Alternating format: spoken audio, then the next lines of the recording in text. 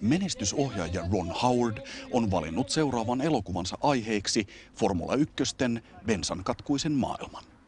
Vuoteen 1976 sijoittuva Rush kertoo James Huntin ja Niki Laudan raivoisasta mestaruuskamppailusta.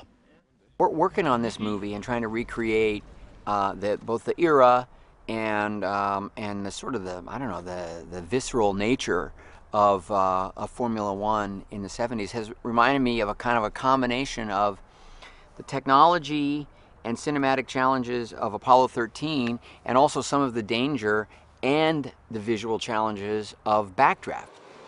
Myös Kimi Räikkösen ihannoima brittikuski James Hunt oli ristiriitainen persoona. Hunt menehtyi sydänkohtaukseen vain 45-vuotiaana.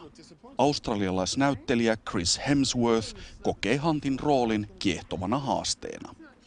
Yeah, I spoke to a few different drivers and teammates of his, Jochen Mass and Alistair Caldwell, who all had really interesting things to say about him and also varied opinion.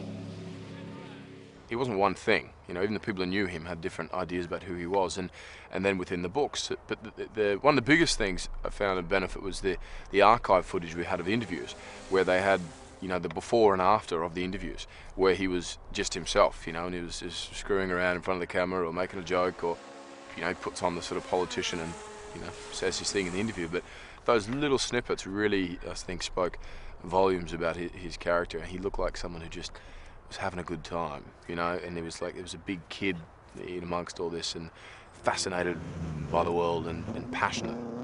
The more details that are true that we pack into the story, it seems, the more fascinating each scene becomes.